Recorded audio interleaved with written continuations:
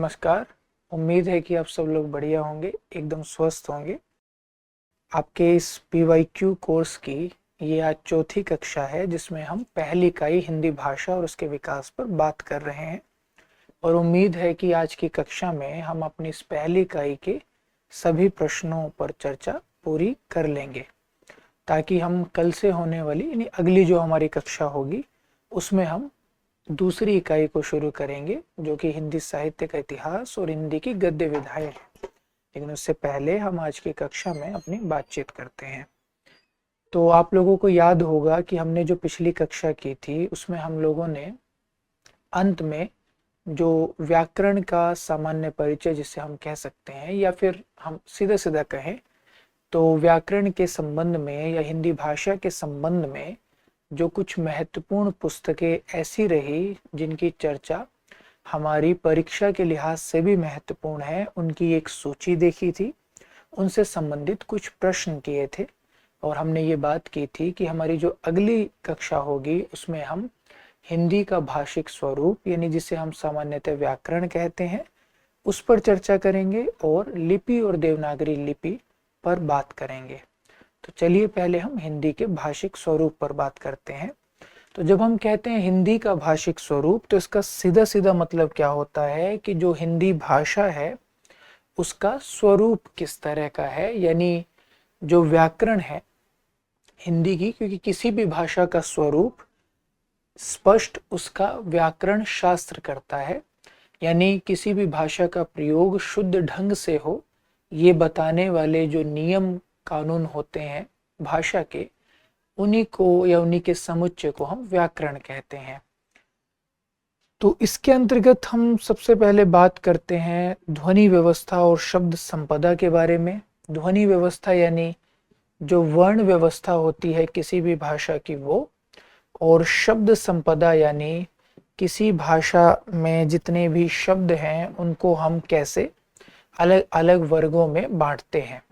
तो जब हम कहते हैं ना कि ये शब्द तत्सम है या ये शब्द तद्भव है या देशज है या आगत है, तब हमारा मतलब शब्द संपदा से ही होता है। तो आज की कक्षा में हम सबसे पहले तो शब्दों के प्रकारों पर ही बात करेंगे, उसके बाद फिर हम लोग आगे ध्वनि व्यवस्था पर बात करेंगे।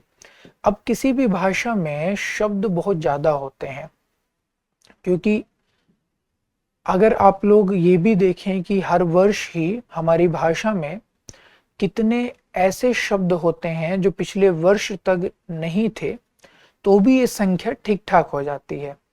फिर भाषा की परंपरा से चले आ रहे शब्द भी ठीक ठाक होते हैं। तो ऐसे में जब किसी भी चीज की संख्या बहुत होती है और उसे व्यवस्थित करना होता है तो अक्सर हम उसे कुछ वर्गों में वर्गीकृत करते हैं और इस प्रक्रिया को वर्गीकरण कहा जाता है। तो शब्दों को भी हम कुछ वर्गों में बांटते हैं, जिस प्रक्रिया को हम वर्गीकरण कहते हैं। तो इस प्रक्रिया के तहत हिंदी के शब्द भंडार को विद्वानों ने कई आधारों पर अलग अलग वर्गों में बांटा, जिसमें से दो आधार सबसे ज्यादा महत्वपूर्ण है और उन दोनों आधारों के बारे में आपको जानकारी होनी भी चाहिए। पहला है स्रोत के आधार पर शब्दों के प्रकार, दूसरा है रचना के आधार पर शब्दों के प्रकार।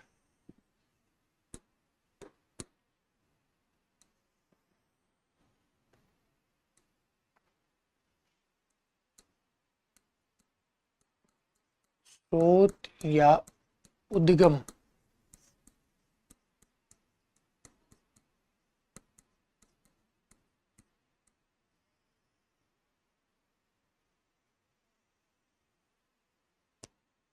दूसरा रचना के आधार पर।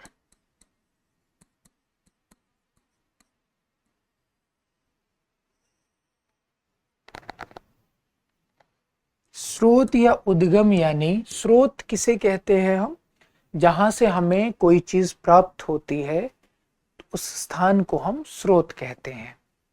जैसे मान लीजिए कि कोई जानकारी मैं आप लोगों को दे रहा हूं, तो आप में से कोई मुझसे पूछे कि सर इसका स्रोत क्या है, यानी आपको ये जानकारी कहाँ से मिली, तब मैं उस पुस्तक का नाम बताऊंगा जिस पुस्तक में मैंने उस बात को पढ़ा होगा।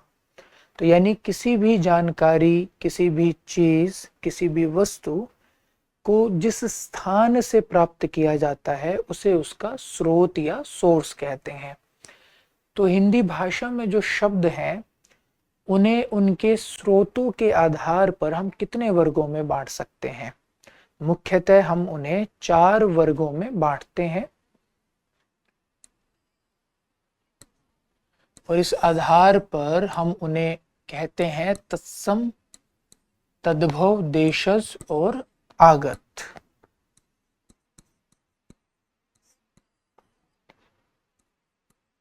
तत्सम, तद्भव, देशज और आगत या विदेशज। ठीक है जी। इसके अलावा एक वर्ग और बनाया जाता है जिसे संकर कहा जाता है। संकर शब्द।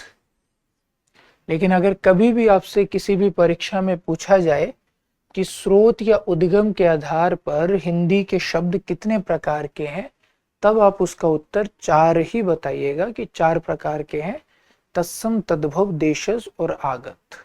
ठीक है जी।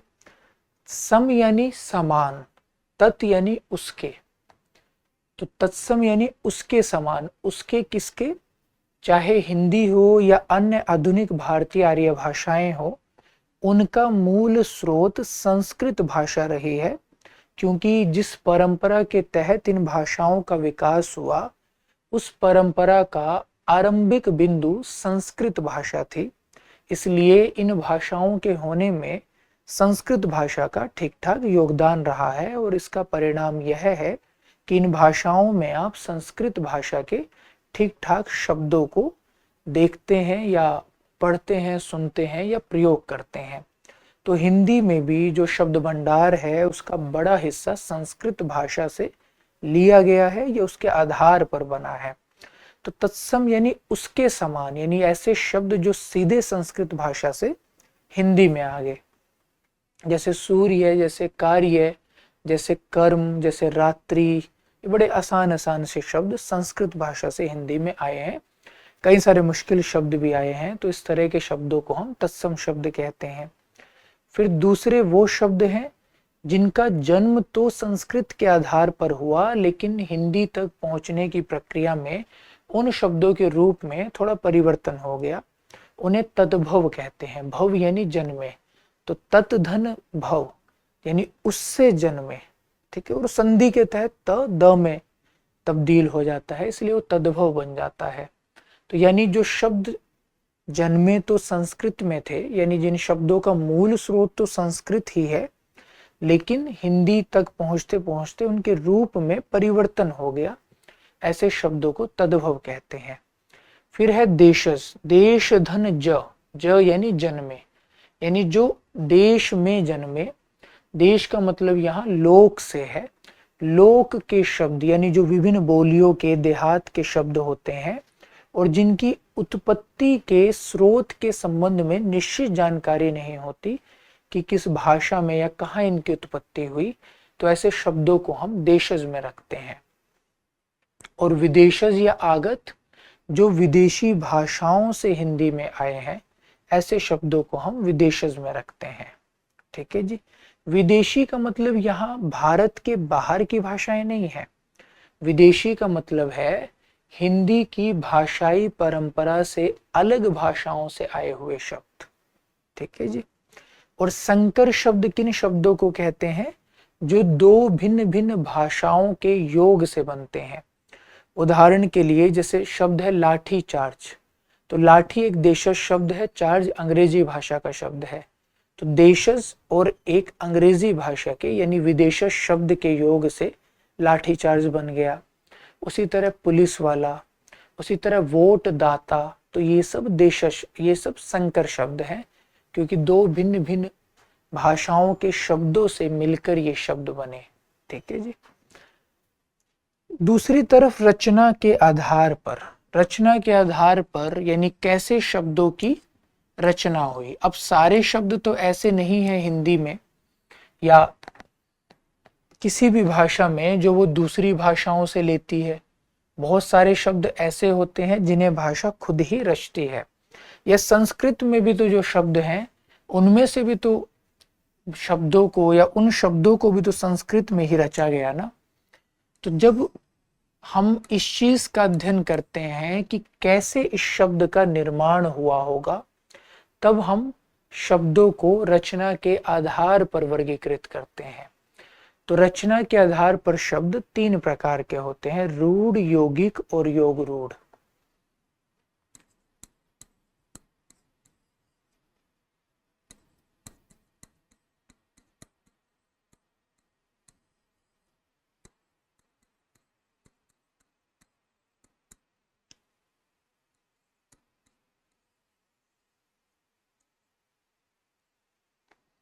रूढ़, यौगिक और योग रूढ़। रूढ़ का मतलब क्या होता है? जो चीज स्वीकृत हो जाती है। तो ऐसे शब्द जिन्हें आप तोड़ नहीं सकते, जिन्हें आप भंग नहीं कर सकते, अगर आप उन्हें तोड़ देंगे तो जो उसके हिस्से होंगे उनका कोई अर्थ नहीं होगा। तो अविभाज्य शब्द, यानी वैसे तो अविभाजित कर सकते हैं क्योंकि ध्वनियां तो अलग की ही जा सकती हैं और विविधता तो मानव भाषा का लक्षण है ही, आप विभाजित तो कर ही सकते हैं।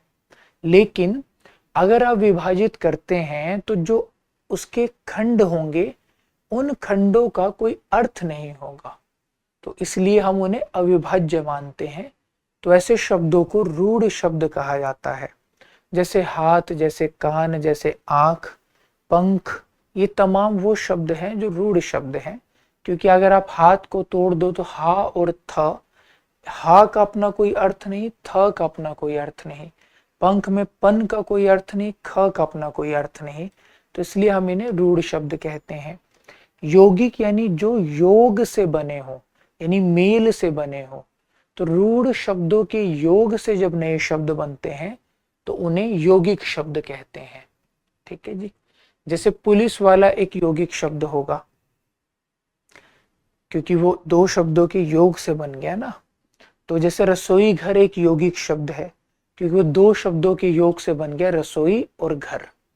तो दो रूढ़ शब्दों के योग से बने शब्दों को यौगिक शब्द कहते हैं, दो या अधिक। ठीक है जी, इसलिए इसे यौगिक कहते हैं, योग से बने। तीसरे योग रूढ़। अब इसमें दोनों शब्द है, योग भी और रूढ़ भी। तो दोनों शब्द क्यों है? योग यानी जो रूढ़ शब्दों के योग से बने हो। लेकिन रूढ़ क्यों है? फिर इनका अर्थ किसी खास संदर्भ में रूढ़ हो जाता है। रूढ़ यानी जो अविभाज्य, जिन्हें आप और तोड़ नहीं सकते।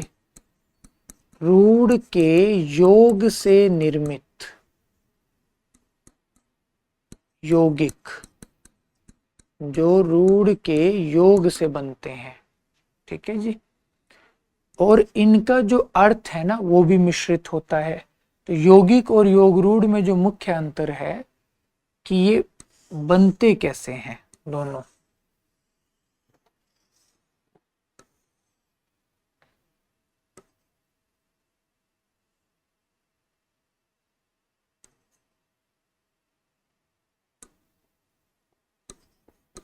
योग योग दोनों में होगा।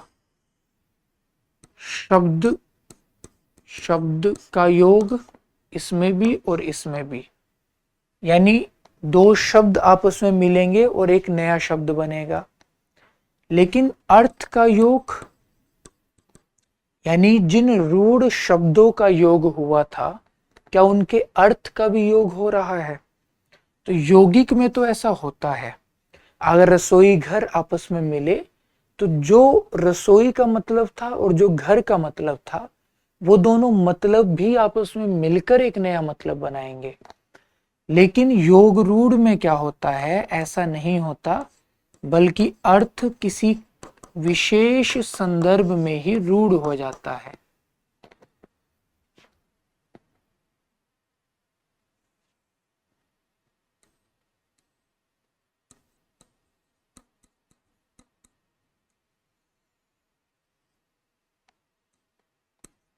अर्थ किसी विशेष संदर्भ में ही रूढ़। जैसे शब्द है पंकज। अब पंकज का मतलब क्या है? पंख यानी कीचड़, ज यानी जन्मा, जो कीचड़ से जन्मा हो, तो पंख और ज से मिलकर बना पंकज। ठीक है जी। अब कीचड़ से तो गंदगी भी जन्मती है, कीचड़ से बदबू भी जन्मती है, या कीचड़ में केवल कमल थोड़ी ना होता है, और भी कई तरह के ऐसे पौधे या पुष्प है जिनको हम उतना महत्व नहीं देते, इसलिए उनके नाम का हम जिक्र नहीं करते। लेकिन पंकज शब्द का मतलब हम केवल कमल से ही लेते हैं। कीचड़ से तो बहुत सारी चीजें जन्मती हैं, तो उसका अर्थ हमने एक खास संदर्भ में, कमल के संदर्भ में रूढ़ कर दिया। उसी तरह शब्द है लंबोदर। तो लंबा हो उदर जिसका, तो लंबोदर यानी जिसका लंबा उदर यानी पेट हो। अब लंबा पेट तो न जाने कितने लोगों का होता है, मोहल्ले मोहल्ले में, घर घर में ऐसे लोग हैं जिनका पेट बड़ा होता है। लेकिन क्या उन सबसे हम लंबोदर का अर्थ लेते हैं? नहीं, हमने केवल गणेश के संदर्भ में लंबोदर शब्द को रूढ़ कर दिया है। तो योग रूढ़ यानी ऐसे शब्द जो योग से तो बनते हैं लेकिन जिनमें अर्थ का योग नहीं होता, अर्थ किसी विशेष संदर्भ में ही रूढ़ हो जाता है, उसे योग रूढ़ कहते हैं। जैसे पंकज लंबोदर। समास में आप एक समास पढ़ते हैं ना, बहुव्रीहि समास, तो तमाम बहुव्रीहि समास वाले शब्दों में शब्दों को योग रूढ़ शब्द ही कहा जाता है, क्योंकि उनमें भी यही होता है कि किसी खास संदर्भ में अर्थ रूढ़ हो जाता है, और समास का मतलब ही है कि योग, तो वो योग से बने शब्द तो होते हैं लेकिन अर्थ खास संदर्भ में रूढ़ होता है, और योग रूढ़ का भी यही लक्षण है। ठीक है जी। अब कामता प्रसाद गुरु ने क्या किया, इस आधार पर शब्दों को दो ही प्रकार का माना, रूढ़ और यौगिक। योग रूढ़ को वो यौगिक के भीतर ही रखते हैं, लेकिन वैसे अब हम तीन प्रकार का मानते हैं। ठीक है जी। अगर आपको कभी भी हिंदी की व्याकरण पढ़नी हो तो तीन पुस्तकें, अगर आपको बहुत प्रामाणिक ढंग से पढ़नी है तो तीन पुस्तकें विशेष रूप से चर्चित है या बेहद प्रामाणिक मानी जाती हैं। हालांकि चर्चित तो हम इसलिए उतना नहीं कह सकते क्योंकि लोग चीज़ों को आसानी से पढ़ना चाहते हैं, और वो मजबूरी भी है ना, विद्यार्थी जीवन में तो हमें इतना कुछ पढ़ना होता है, तो हम चाहते हैं कि बहुत आसानी से कुछ भी पढ़ लें। एक कामता प्रसाद गुरु की हिंदी व्याकरण, दूसरी दिमशित्स की, शायद उसका दिमशित्स एक अंग्रेज विद्वान थे, उनकी भी पुस्तक का नाम संभवतः हिंदी व्याकरण या ऐसा कुछ करके ही है, वो भी बड़ी प्रसिद्ध पुस्तक है। और तीसरी किशोरी दास वाजपेयी की हिंदी शब्दानुशासन। ठीक है जी। मैं आप लोगों को सलाह नहीं दे रहा हूँ कि ये पढ़िए, वो बहुत जटिल पुस्तकें लगेंगी फिलहाल आपको, तीनों की तीनों। फिलहाल अगर आपको व्याकरण पढ़नी हो तो आप वासुदेव नंदन प्रसाद की पुस्तक देख सकते हैं, बड़ी आसान सी है, या हरदेव बारी की पुस्तक भी बड़ी आसान सी है। ठीक है जी, इस संदर्भ में। चलिए अब एक बार इससे संबंधित प्रश्नों को देखते हैं। इस पर तो हमने कल की कक्षा में भी चर्चा की ही थी कि रामविलास शर्मा का कथन है,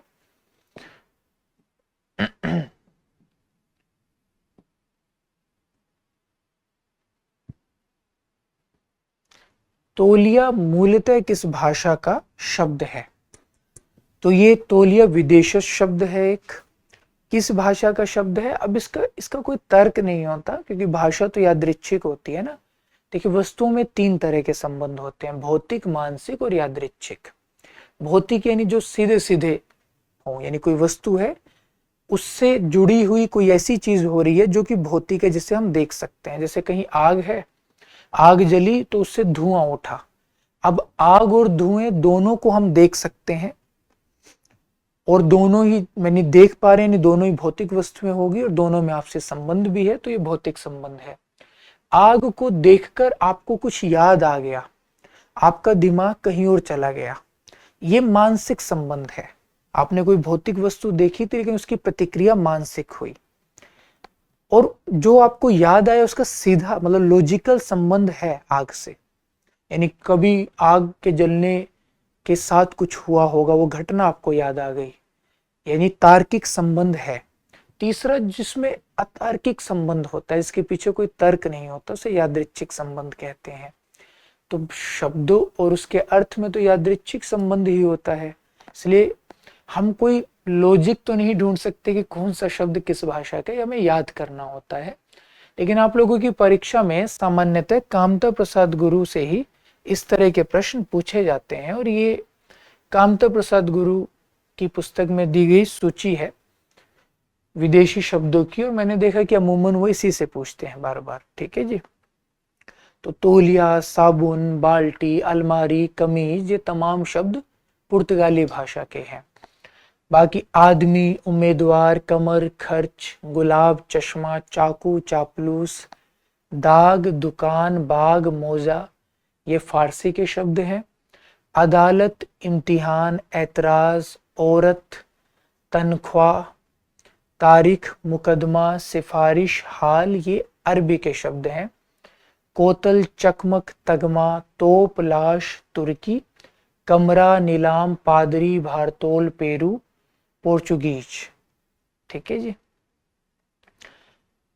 appeal, inch, collector, committee, coat, गिलास, ticket, tin, notice, doctor, degree, पतलून, fund, fees, foot, mile, rail, लाट, लालटेन। मतलब अंग्रेजी के शब्दों में तो ऐसी कोई दिक्कत होती नहीं है, आप सबको पता होते हैं। तो मराठी के प्रगति, लागू, चालू, बाड़ा, बाजू, और बंगला उपन्यास, प्राणपन, चूड़ांत, भद्रलोक, गल्प, नितांत इत्यादि अपभ्रंश शब्द है, मतलब ठीक ठीक जैसे ये बोले जाते थे, जिस भाषा के शब्द हैं बिल्कुल उस रूप में हिंदी में नहीं आए, थोड़ा सा परिवर्तन आ गया। ठीक है जी।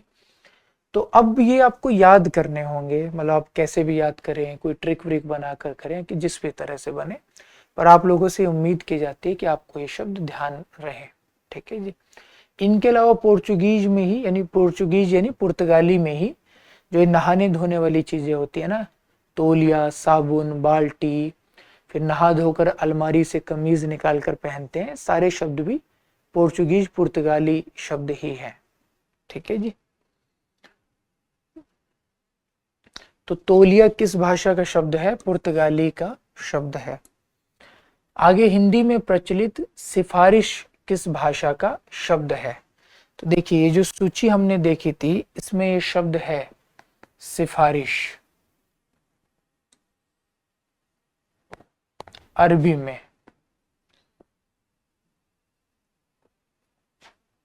यानी अरबी भाषा का। फिर कौन सा शब्द तद्भव नहीं है?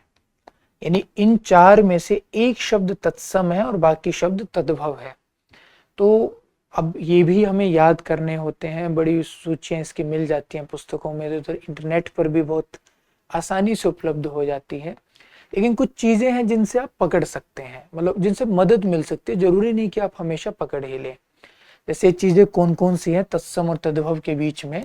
हालांकि इस संबंध में ना एक मेरी कक्षा YouTube पर है, मतलब हम बहुत लंबी चर्चा करें 15-20 मिनट, उससे ज़्यादा आसान है YouTube पर ही कक्षा है। दृष्टि टीचिंग एग्जाम्स करके एक YouTube चैनल है, उस पर हिंदी की शब्द संपदा 1, तो उसमें बहुत विस्तार से मैंने बात की हुई है कि कैसे हम पहचाने तत्सम और तद्भव शब्द कौन कौन से हैं। उनकी सूचियां भी दी हुई हैं जो महत्वपूर्ण तत्सम और तद्भव शब्द हैं। तो आप उस कक्षा को देख सकते हैं, आपको इधर उधर बहुत भागना भी नहीं पड़ेगा, एक ही जगह वो अवधारणा भी समझाई हुई है और वो सूचियां भी दी हुई है। ठीक है जी। वरना अगर आपके पास कोई सूची वगैरह हो तब उसको भी देखने की कोई जरूरत नहीं है, पर अगर ना हो तब आप उसे देख सकते हैं। तो उसमें मैंने 6-7 लक्षण ऐसे बताए हैं जिनसे ये हम पहचान सकते हैं, या 6-7 आधार ऐसे हैं जिनसे हम ये पहचान सकते हैं कि तत्सम शब्द होगा या तद्भव शब्द होगा। बाकी ये जो विकल्प हैं तो बड़े आसान है, काज, कार्य, आखर, अक्षर, कान, कर्ण, तो ये तत्सम रूप है इनके। वायु खुद एक तत्सम शब्द है जिसका तद्भव रूप है बयार, तो वायु तद्भव शब्द नहीं है। कौन सा शब्द यौगिक है, रूढ़ नहीं? अब नाक कान पर तीनों के तीनों रूढ़ शब्द हैं और जलद योग रूढ़ शब्द है, लेकिन इन्होंने ये प्रश्न कामता प्रसाद गुरु से पूछा और कामता प्रसाद गुरु में शब्द रचना के आधार पर दो ही प्रकार के हैं, या तो रूढ़ शब्द या यौगिक शब्द। योग रूढ़ को वो यौगिक के भीतर ही समेट लेते हैं, तो उस हिसाब से जलद इसका उत्तर होगा। ठीक है जी। जलद किसको कहते हैं? देखिए एक चीज ध्यान रखनी है, जलद, जलधि और जलज। तो ये ज, धी और द यानी देने वाला, धी यानी धारण करने वाला, ज यानी जन्म लेने वाला। तो जो जल से जन्मा है यानी कमल, जो जल देता है यानी बादल, जो जल को धारण करके रखता है यानी समुद्र। धारण करना, समुद्र अपने में धारण करके रखता है ना, और बादल देता है, गिराता है जल को, यानी दे देता है, और जलज उससे जन्म लेता है। तो ये तीनों प्रत्यय आप ध्यान रखिएगा, और जल के पर्यायवाचियों के साथ जब भी ये प्रत्यय जोड़े जाते हैं तो ये यही अर्थ देते हैं।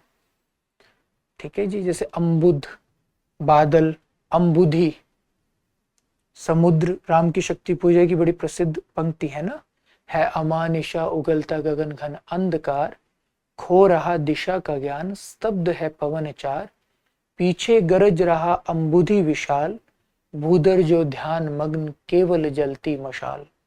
तो पीछे गरज रहा अम्बुधि विशाल, यानी अम्बु कहते हैं पानी को, तो अम्बुधि यानी समुद्र। ठीक है जी। और अम्बुज यानी कमल। ठीक है जी। तारीख किस भाषा का मूल शब्द है?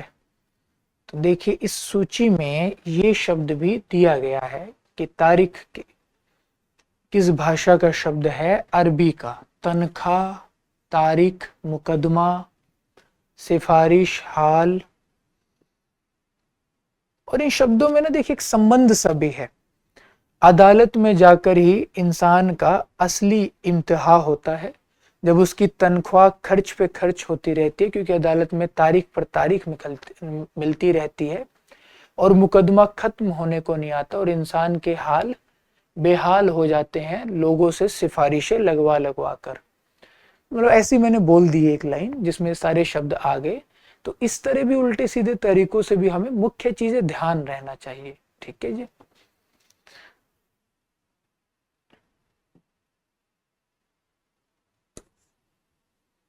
आगे कौन सा शब्द फारसी का है इनमें से? तो फिर उस औरत तो अरबी का है। फिर देखिए नीलम, दाग। दाग संभवतः फारसी का शब्द है। हाँ देखिए दाग, दाग, चश्मा, चाकू, चापलूस, दुकान, ये सब फारसी के शब्द हैं। और बाकी नीलम उन विकल्पों में आया था, तो नीलम भी इस सूची में कहीं ना कहीं तो होगा। आदमी, उम्मीदवार, कमर, खर्च, गुलाब, बाग, मोजा, चकमक, तगमा, पादरी, भारतोल, पेरू। ये नीलाम ऐसा ना हो कि नीलम हो, है ना।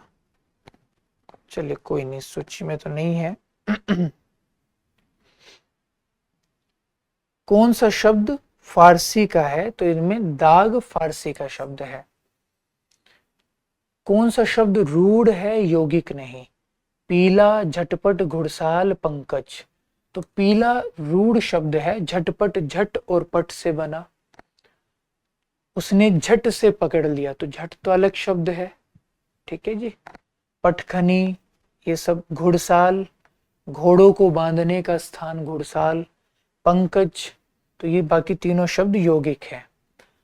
कौन सा तद्भव शब्द नहीं है? राय, खेत, दाहिना, कवि। तो राय राजा से बना है, खेत क्षेत्र से बना है, दाहिना दक्षिणा से बना है, दक्षिणी से दाहिना, और कवि तत्सम शब्द ही है, ये तद्भव शब्द नहीं है। कवि ही कहते हैं तत्सम तद्भव। कौन सा तत्सम शब्द नहीं है? बाकी तीन तद्भव होंगे, यानी अग्नि तत्सम, अग्नि से आग तद्भव है। भ्राता का भाई तद्भव है। आज्ञा का आन तद्भव है। किसान को संस्कृत में कहते थे क्षेत्रक, ये कृषक, माफ कीजिएगा, कृषक। ठीक है जी, तो ये तद्भव शब्द है, तत्सम कृषक होता। कौन सा तत्सम शब्द है? आग, बयार, पंख, अक्षर, इनमें से अक्षर तत्सम शब्द है। कौन सा तत्सम शब्द नहीं है? आज्ञा, राय, सर्व, स्वामी। राय तत्सम शब्द नहीं है। सर्व का तद्भव है सभी, स्वामी का साई, और आज्ञा का आन। ठीक है जी। स्वर ध्वनि के संबंध में निम्नलिखित तथ्यों पर विचार कीजिए। अब ये शब्द आगे, मतलब ये प्रश्न आगे ध्वनि व्यवस्था के, इतना शब्द हो गया कि यहां भी शब्द भी बोला गया। अब प्रश्न आगे ध्वनि व्यवस्था के। ध्वनि व्यवस्था जो स्वर, व्यंजन इत्यादि हम लोग पढ़ते रहे हैं ना, उसे ध्वनि व्यवस्था कहते हैं। तो प्रश्न है, इनमें से स्वर ध्वनि के संबंध में कौन सा कथन गलत है? तो देखिए, हम लोग सामान्यतः स्कूल में तो हमारे पढ़ने का तरीका होता था कि हिंदी के जो वर्ण हैं उन्हें हम दो प्रकार के मानते हैं, एक स्वर, दूसरे व्यंजन। लेकिन अब ऐसा नहीं मानते हम।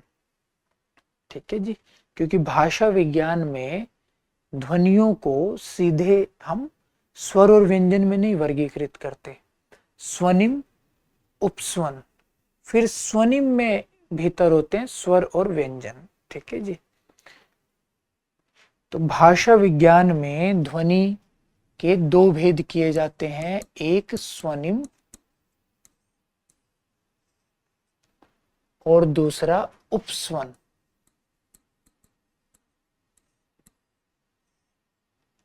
स्वनिम किसे कहते हैं? लघुतम अविभाज्य इकाई को।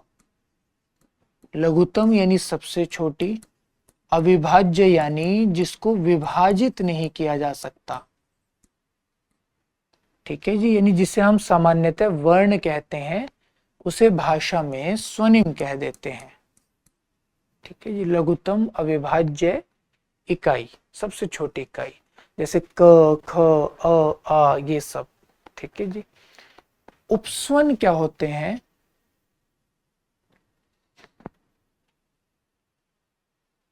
उपस्वन का मतलब होता है इनका जो ये मानसिक लघुतम अविभाज्य इकाई, और इसमें भी लघुतम अविभाज्य इकाई तो हम कहते ही हैं, इसमें भी हम एक चीज और कहते हैं, वो है भाषिक मानसिक संकल्पना, जो कि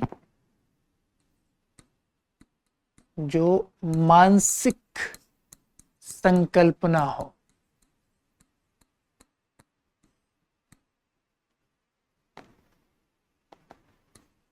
जो मानसिक संकल्पना होती है। उपस्वन क्या है? स्वनिम का वयवृत्त रूप, जिसे भौतिक रूप भी कह सकते हैं। इस बात का मतलब क्या है? भाषा विज्ञान कहती है कि जो ध्वनियां होती है ना, या भाषा की जो पूरी संकल्पना है, एक होता है उसका मानसिक पक्ष, जो हमें सिखाई जाती है, जिसका हम ज्ञान प्राप्त करते हैं, जो हमारे मस्तिष्क में होती है, उसका एकदम मूल रूप, उसका एकदम आदर्श रूप, यानी भाषा का ज्ञान। फिर हम उसका प्रयोग करते हैं, तो हम उसके किसी खास हिस्से का ही प्रयोग करते हैं, सारे का तो करते नहीं है। तो हम उसके जिस हिस्से का प्रयोग कर लेते हैं, जिसे व्यवहार में ले आते हैं, या उस ज्ञान को क्रियान्वित कर देते हैं, उसके भौतिक रूप में उसे ले आते हैं, यानी जब हम उसको बोलते या लिखते हैं, उसे हम कहते हैं उपस्वन। ठीक है जी। तो सोशूर का मॉडल जब आप भाषा का पढ़ते हैं, तब उसमें भी ये चीजें आती हैं लांग और पैरोल के रूप में। ठीक है जी। तो स्वनिम यानी लघुतम अविभाज्य इकाई तो है ही, क्योंकि ध्वनियों के संबंध में ये सारी चर्चा होती है, ध्वनि व्यवस्था के अंतर्गत ही होते हैं ये अवधारणाएं। लेकिन जो मानसिक संकल्पना होती है और उसका व्यवहारिक रूप उपस्वन है, यानी जब मैं कह रहा हूं अ, तो अ एक स्वनिम है, अ, आ, म आदि ये सब स्वनिम है। और जब मैं कह रहा हूं आम, तो ये जो आम हो गया ना आ, और ये जो म हो गया, ये दोनों उपस्वन हो गए, क्योंकि हमने इनको व्यवहार में ला दिया। ठीक है जी। तो स्वनिम केवल मानसिक संकल्पना है। जब भी हम भाषा के ज्ञान का प्रयोग करते हैं तब हम उसे उपस्वन कहते हैं। ठीक है जी। फिर भाषा विज्ञान में आगे स्वनिम के भी दो भेद कर दिए जाते हैं, यानी दो प्रकार माने जाते हैं। और ये दो भेद या दो प्रकार कौन कौन से हैं? एक है खंड स्वनिम, दूसरा है खंडेतर स्वनिम।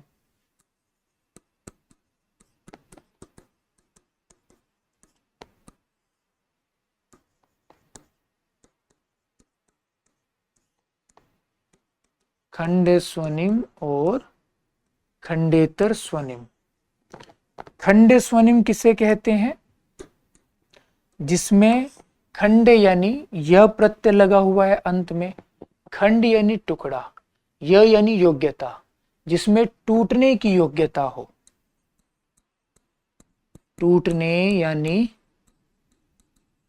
अलग होने की योग्यता या क्षमता जिसमें हो, और खंडेतर जिसमें ये क्षमता ना हो। खंडे धन इतर, इतर यानी अलग, जो खंडे से अलग है, जो टूट नहीं सकता कभी भी। ठीक है जी। अलग क्यों है? क्योंकि वो खंडित नहीं हो सकता, इसलिए वो खंडे से अलग है। तो इसमें टूटने की योग्यता होती है, इसमें नहीं होती। तो ये भाषा की मूल इकाइयां होते हैं खंड स्वनिम। भाषा की मूल इकाई। खंडेतर स्वनिम क्या होती है? खंड स्वनिम पर आधारित।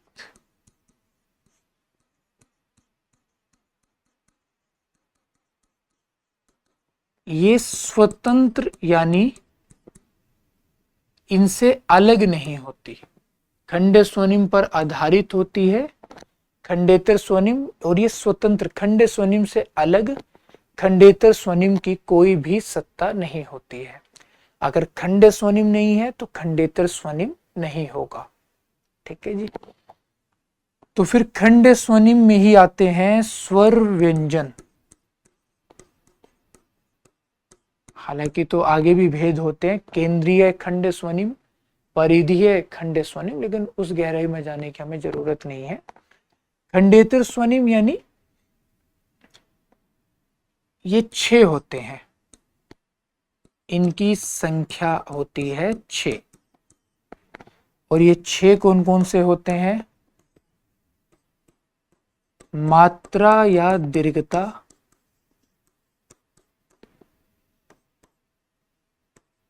संगम या संहिता,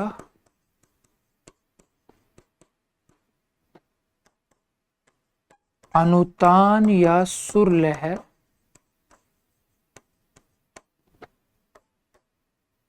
बलाघात और अनुनासिकता। 5 ही होते हैं क्या? मात्रा या दीर्घता, संगम या संहिता, अनुतान या सुर लहर। मसाबा से आप इसे ध्यान रख सकते हैं। मसाबा विवियन रिचर्ड्स और नीना गुप्ता की जो पुत्री हैं, फैशन डिजाइनर है बड़ी प्रसिद्ध। मात्रा या दीर्घता, अनुतान या सुर लहर, संगम या संहिता, बलाघात और अनुनासिकता। तो 5 होते हैं भाई, 6 नहीं होते। ठीक है जी। ठीक है जी। तो ये अब ये क्या क्या होते हैं कि आप बोलने में किसी भी खंड स्वनिम के प्रयोग में कितना समय ले रहे हैं, ये मात्रा या दीर्घता होती है। यानी आप कितनी श्वास का प्रयोग कर रहे हैं, कितना समय ले रहे हैं, वो मात्रा या दीर्घता। दीर्घ यानी ज्यादा, कम ले रहे हैं या ज्यादा खींच रहे हैं। जैसे अ को अगर आप ज्यादा समय लेकर बोले, ज्यादा सांस छोड़े, तो आ बोला जाएगा, आ। ठीक है जी। दूसरा संगम या संहिता, मतलब आप कहाँ जोड़ रहे हैं, कहाँ सांस रोक रहे हैं। अनुतान या सुर लहर, आरोह अवरोह किस तरह का है आपके बोलने में। अनुतान या सुर लहर के आधार पर ही कई बार शब्दों के अर्थ बदल, मतलब बात का भाव बदल जाता है। जैसे तुम आ गए, अब ये सामान्य सूचना है, तुम आ गए, ये आश्चर्य का भाव है। या फिर आप किसी को फोन पे कहो तुम आ गए, ये प्रश्न का भाव है। तो यानी आपके केवल आरोह अवरोह से आपकी बात का भाव बदल गया, जबकि शब्द वही है। बलाघात किस शब्द पर आप, मतलब शब्द के भीतर किस वर्ण पर आप कितना बल देंगे। और अनुनासिकता, यानी आप श्वास को मुख के साथ साथ नाक से तो बाहर नहीं निकाल रहे, अगर निकालते हैं तो फिर वो अनुनासिक ध्वनि बन जाती है। तो ये इन सब का प्रयोग तभी हो सकता है अगर आप किसी वर्ण का उच्चारण कर रहे हो। अगर वर्ण नहीं है तो आप बलाघात, या मतलब जब आप कुछ बोल ही नहीं रहे हैं, जब आपके पास स्वर व्यंजन इत्यादि का आप उच्चारण ही नहीं कर रहे हैं, तब आप क्या तो सांस को खींचेंगे, क्या सांस को ऊपर ले जाएंगे, नीचे लाएंगे, क्या आप उसे नाक से निकालेंगे। तो जब आप बोल रहे होंगे तब इन बातों का महत्व है ना, इसलिए ये खंडेतर स्वनिम कहलाते हैं। ठीक है जी। अब जो स्वर और व्यंजन होते हैं, जब हम स्कूल में पढ़ते थे तब तो हमें सीधा सीधा बता दिया जाता था कि स्वर ऐसी ध्वनियां हैं जो बिना किसी अन्य ध्वनि की सहायता से बोली जा सकती हैं। व्यंजन ऐसी ध्वनियां हैं जो स्वरों की सहायता से प्रयोग किए जाते हैं। लेकिन मसला महज इतना नहीं है, बल्कि इससे ज्यादा है। जब भाषा विज्ञान में हम आते हैं तब वो कहते हैं कि स्वर की वैसे तो कोई एक परिभाषा हो नहीं सकती, फिर भी मानने के लिए हम मान सकते हैं कि स्वर वो ध्वनियां हैं जिनमें हवा अबाध गति से मुख से बाहर निकलती है, यानी जिनके उच्चारण में हवा बिना किसी बाधा के बाहर आती है। अच्छा, हम उच्चारण कैसे करते हैं। जब कोई किसी का अपहरण करता है, आपने फिल्मों में धारावाहिकों में ये चीज देखी होगी, तो वो क्या करता है, सबसे पहले उसके मुख को ढकता है। क्यों? क्योंकि अगर कोई मुंह नहीं खोल पाएगा तो वो बोल ही नहीं पाएगा। बोलने के लिए मुंह क्यों खोलना पड़ता है? क्योंकि अगर भीतर से हवा बाहर नहीं आएगी तो आप नहीं बोल सकते। असल में हम बोलते हैं हमारे फेफड़ों के सहयोग के कारण। फेफड़े हवा बाहर निकालते हैं, उस हवा के द्वारा ही ध्वनि पैदा होती है। तो अगर हमारे मुख से हवा बाहर नहीं आए तो हम बोल नहीं सकते। ठीक है जी। तो इसलिए ध्वनियों के उच्चारण में या ध्वनियों के होने में हवा मूल आधार का काम करती है। इसलिए स्वरों और व्यंजनों की जो परिभाषा भाषा विज्ञान में तय की गई, उसका आधार भी वायु को ही बनाया गया कि जब वायु हमारे मुख से अबाध गति से, अबाध यानी जिसमें कोई बाधा ना हो, बाहर निकलती है तो उसे स्वर कहते हैं। और जब वो बाधा सहित बाहर, यानी किसी न किसी बाधा के बाद बाहर निकलती है, तो उसे व्यंजन कहते हैं। और इस वजह से आप स्वर का उच्चारण देर तक कर सकते हैं, व्यंजन का नहीं कर सकते, उसमें बाधा आ जाएगी। कैसे? आप बोल के देखिए, अब बोलते रहिए, आप बोलिए क, तो आपने क में ना, असल में आप क में किस चीज का उच्चारण कर रहे हैं? क धन अ, आप ये उच्चारण कर रहे हैं क में। ध्यान से सुनिए, आपने क बोला, उसके बाद आप अ को खींच रहे हैं, तो यानी आप उच्चारण अंततः स्वर का ही कर रहे हैं। जबकि अ को बोलते रहिए, कोई दिक्कत नहीं, ई उच्चारण करते रहिए, हवा अबाध गति से आती रहेगी। जैसे ही आप व्यंजन में जाएंगे वो बाधा पैदा हो जाएगी। ठीक है जी।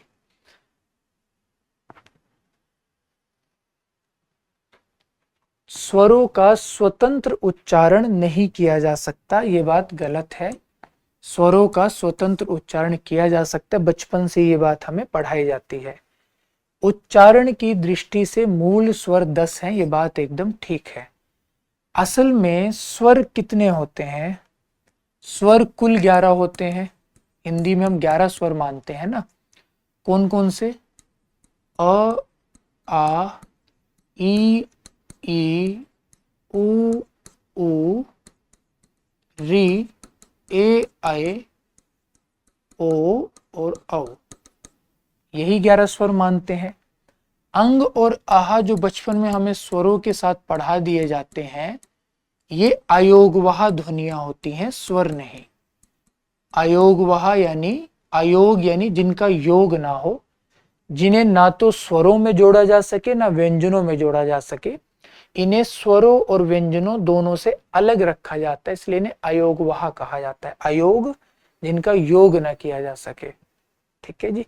हालांकि जो बड़े व्याकरणविद हैं, चाहे कामता प्रसाद गुरु हो, चाहे वासुदेव नंदन प्रसाद हो, दोनों के दोनों इन ध्वनियों को व्यंजनों में ही रखते हैं।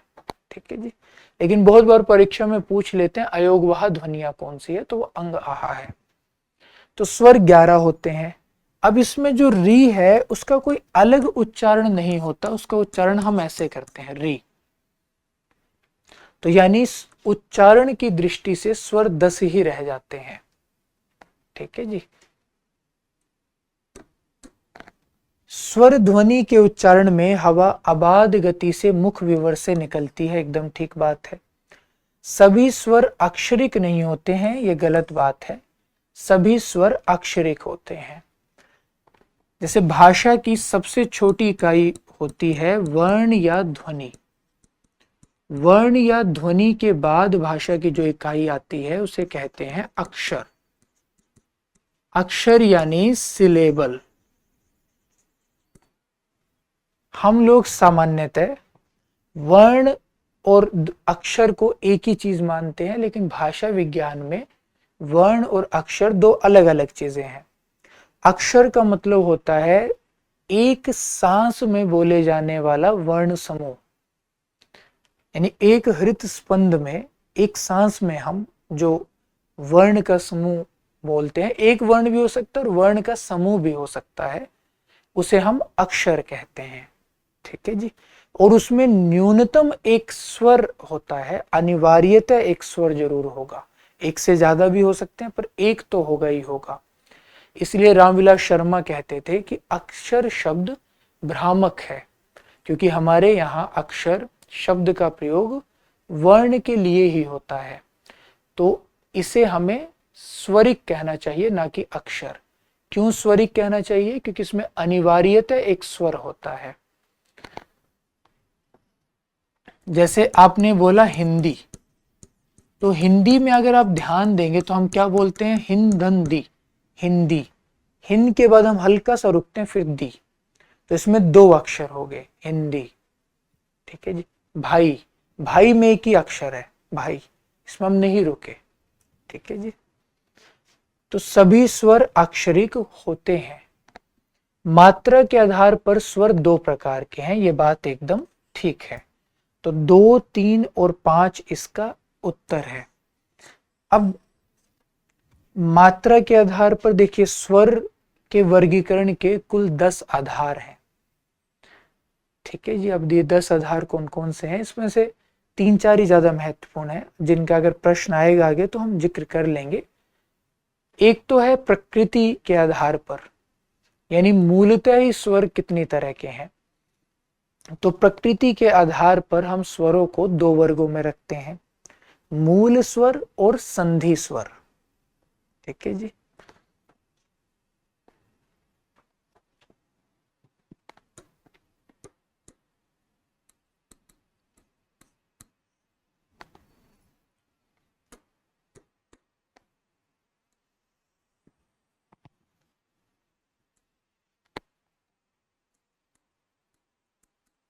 तो प्रकृति या उत्पत्ति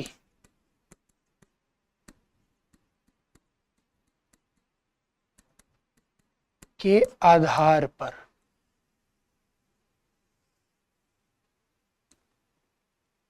प्रकृति या उत्पत्ति के आधार पर स्वर कितने प्रकार के होते हैं? दो, मूल स्वर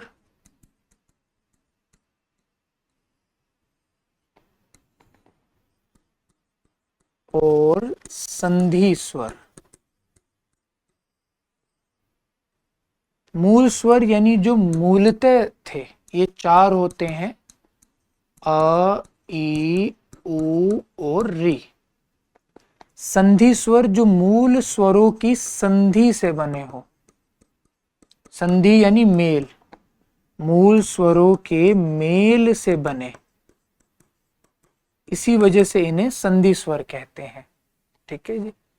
तो ये आगे दो प्रकार के होते हैं, दीर्घ संधि स्वर और संयुक्त स्वर।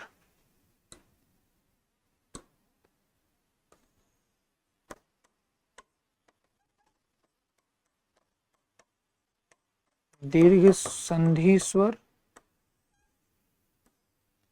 और संयुक्त स्वर।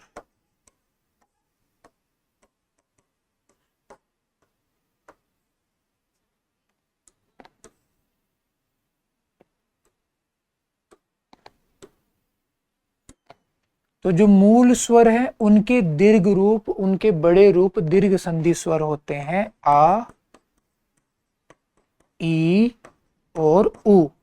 और बाकी जो बचे कौन कौन से, ए, ऐ, ओ और औ, ये संयुक्त स्वर होते हैं। ठीक है जी। अब ये सब कैसे ध्यान रहे, बहुत आसान सा तरीका है। अब आप लोग बड़े हो गए हैं तो अब लोग स्वरों को आप ना जिगजैग ढंग से लिखा कीजिए, मतलब ऐसे। तो अ, आ, ई, ई, उ, ऊ, री, ए, ऐ, ओ, औ।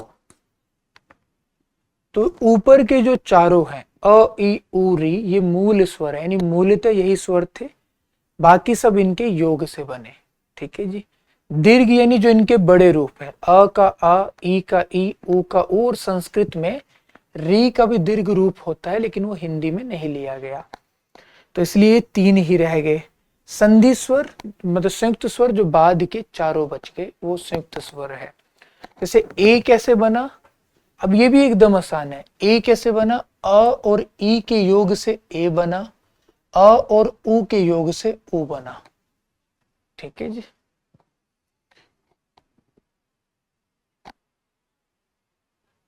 अब मात्रा या दीर्घता के आधार पर जब हम स्वरों को बांटते हैं, मात्रा के आधार पर यानी किसी स्वर के उच्चारण में कितना समय लग रहा है इसके आधार पर, तो भी स्वर दो ही प्रकार के होते हैं।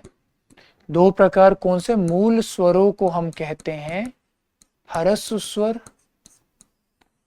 और संधि स्वरों को हम कहते हैं दीर्घ स्वर।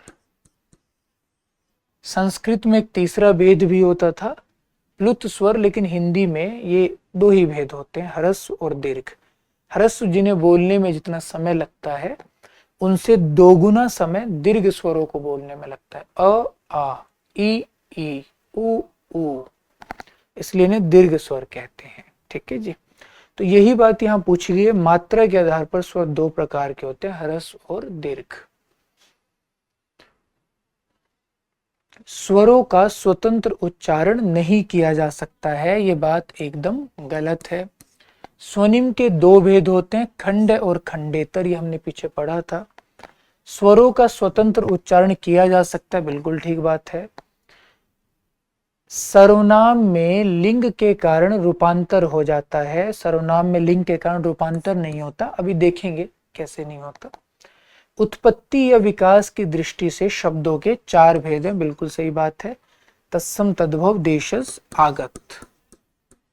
तो स्रोत, इतिहास, उद्गम या व्युत्पत्ति, तत्सम, तद्भव आदि। इसके लिए हम कई शब्दों का प्रयोग करते हैं, स्रोत, इतिहास, और जहां इतिहास होता है वहां विकास की बात होती ही है, क्योंकि इतिहास क्या बताता है कि कोई भी चीज कैसे विकसित हुई।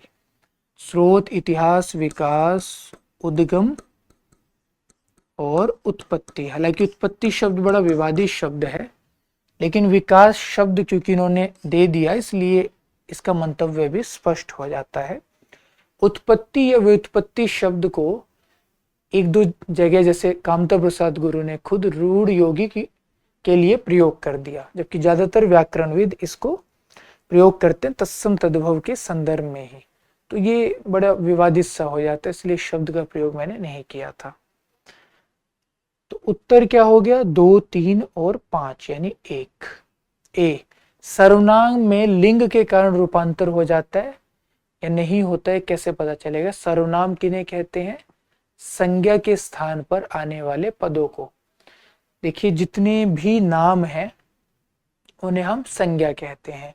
नेम नाउन से याद रहेगा आपको, संज्ञा को अंग्रेजी में नाउन कहते हैं।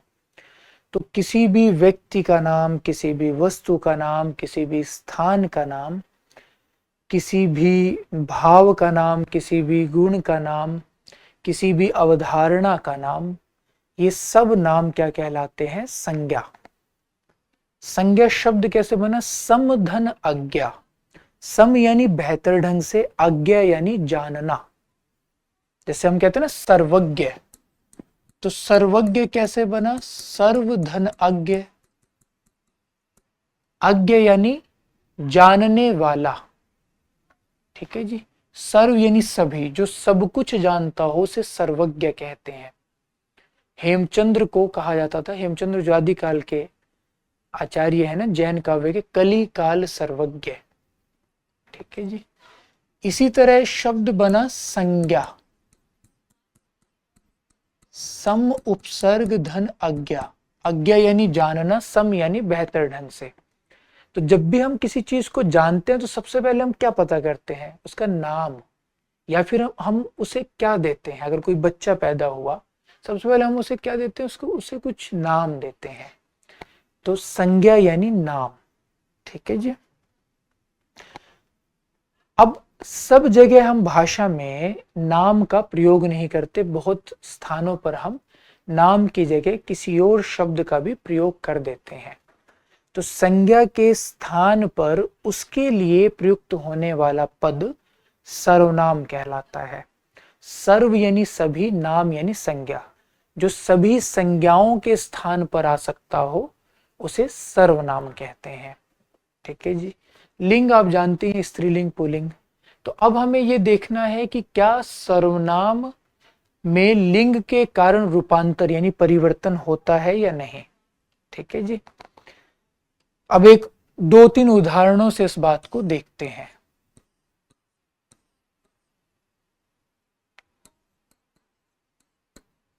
राम जाता है, सीता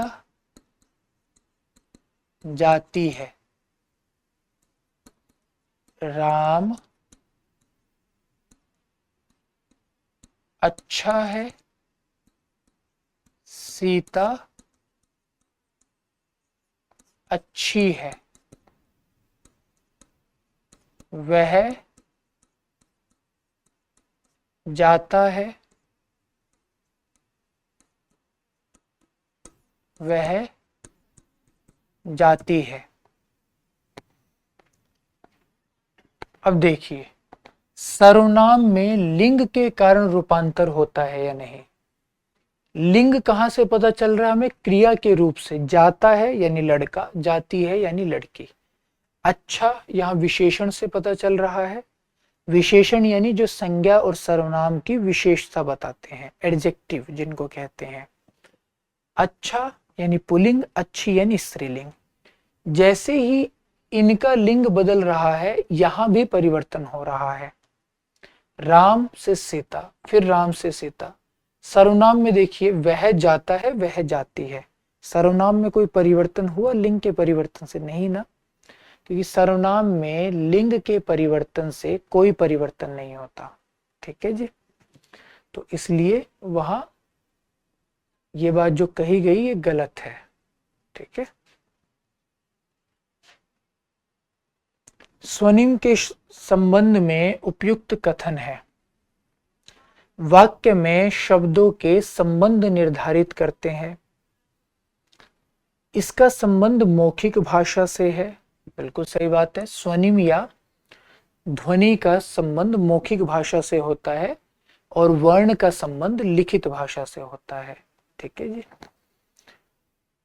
सार्थकता की दृष्टि से शब्द लघुतम इकाई है, ये बात मतलब ऐसा मानते हैं लोग, क्योंकि स्वनिम का अपना कोई अर्थ नहीं होता, लेकिन ये स्वनिम के संबंध में नहीं है ना, ये बात यहां पूछा गया स्वनिम के संबंध में। यह उच्चरित भाषा की लघुतम इकाई है, ये बात एकदम ठीक है। मौखिक भाषा की सबसे छोटी इकाई स्वनिम होते हैं। इसका ज्ञान भाषा के शुद्ध उच्चारण को जानने में सहायक है, ये बात भी एकदम ठीक है, क्योंकि अगर स्वनिम ध्वनियों का ज्ञान आपको नहीं होगा तो आप शुद्ध उच्चारण नहीं कर पाओगे। जैसे अगर कोई आपके आसपास हरियाणा से हो तो आप देखेंगे कि वो अ को ए कहते हैं, तो वो असहाय नहीं बोलेंगे, ए सहाय बोलेंगे, ए सहाय। ठीक है जी। तो उच्चारण क्या कर दिया, ए सहाय, जो कि गलत हो गया। फिर इसी तरह अगर कोई आपके आसपास उत्तर प्रदेश, मतलब पूर्वी उत्तर प्रदेश या बिहार का हो, तो वो शादी नहीं बोलेंगे, वो श को स बोलते हैं, वो बोलेंगे शादी। हम शादी में गए थे, तो शादी को शादी कर दिया। अगर कोई आपके आसपास राजस्थान का हो तो वो आठ नहीं बोलेगा, वो आठ बोलेगा, फिर गलत कर दिया। तो यानी जो ध्वनियों का ज्ञान होता है कि किस वर्ण को हमें कैसे उच्चरित करना है, ये शुद्ध उच्चारण में सहायक होता है। ठीक है जी। तो 2, 4 और 5 सही कथन है। वाक्य में शब्दों के संबंध स्वनिम, स्वनिम यानी ध्वनि, स्वनिम को आप ध्वनि से समझिए। तो ध्वनि शब्दों के संबंध निर्धारित नहीं करती, ध्वनि से तो शब्द बनते हैं। वाक्य में शब्दों के संबंध तो व्याकरण की संरचना निर्धारित करती है या कारक निर्धारित करते हैं। ठीक है, ये संबंध बोधक अव्यय निर्धारित करते हैं। कह सकते हैं सीधे सीधे तो संबंध बोधक अव्यय निर्धारित करते हैं, स्वनिम नहीं। और सार्थकता की दृष्टि से शब्द लघुतम इकाई है, हालांकि पद लघुतम इकाई है, पहली बात तो। दूसरी बात, इसका संबंध स्वनिम से नहीं है, ये अलग बात है। और बाकी ये 3 इकाइयां एकदम ठीक है।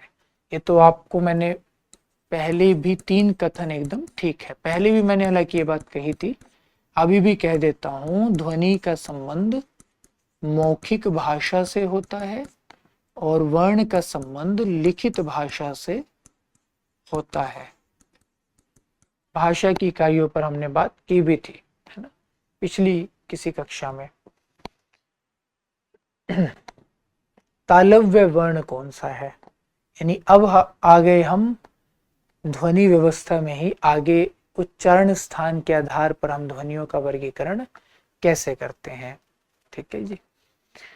तो इसके लिए ना हमें एक वो बनाना पड़ेगा, मतलब मेरी आर्ट बहुत खराब है, मेरी ड्राइंग, तो आप लोग हंसेंगे नहीं, बस भाव ले लेना ना कि मैंने ऐसे कुछ इंसान की तरह कुछ बनाया है।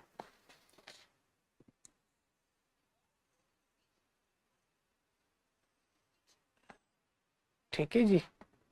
तो ये इंसान हो गया, ऊपर से ऐसे टकला हो गया। ठीक है। अब यहां पर दांत, यहां पर जीभ होती है ना,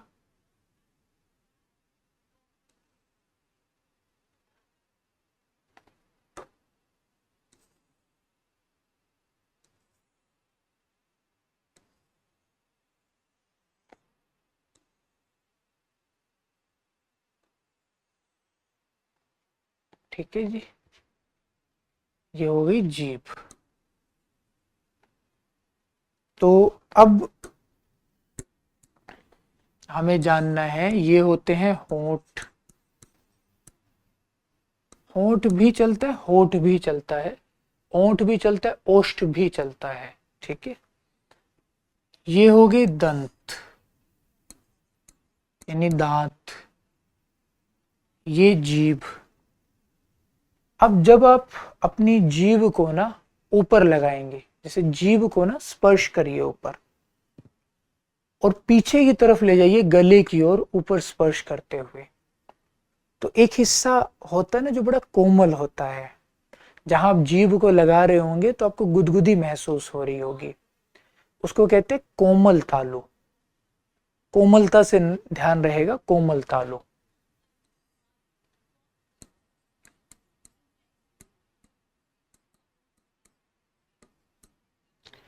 कोमल तालु के बाद थोड़ा सा आगे बढ़िए, जीभ को ऊपर लगाते हुए ही फिर ऐसा हिस्सा आएगा जो कि होगा तो एकदम प्लेन सा ही, पर जहां हमें सेंसिटिविटी सी, जहां हमें गुदगुदी सी होनी बंद हो जाएगी, उसको कहते हैं कठोर तालु, जिस पर ज्यादा असर पड़ता नहीं। फिर एक हिस्सा आता है जहां बहुत उबड़ खाबड़ है, उसको कहते हैं मूर्धा।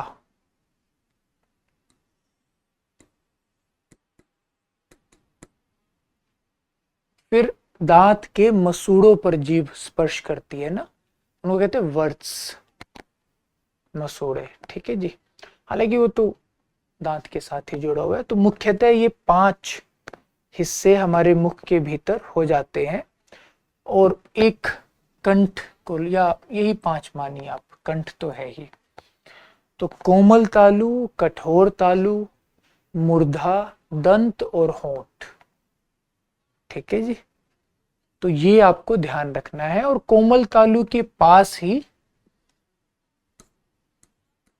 एकदम पास ही कंठ होता है, पीछे कंठ यानी गला।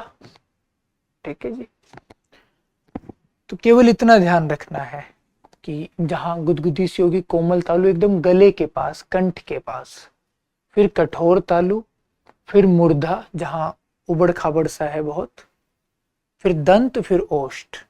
ये 5 अलग अलग स्थान हो गए। ये जो 5 अलग अलग स्थान हैं, इन्हें ही हम अलग अलग उच्चारण अवयव भी कहते हैं, अलग अलग उच्चारण स्थान भी कहते हैं।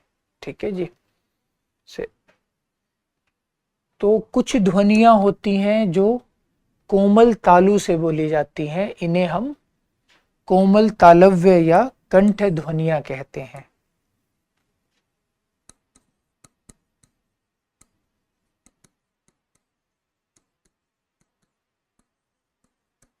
कोमल तालव्य या कंठ है।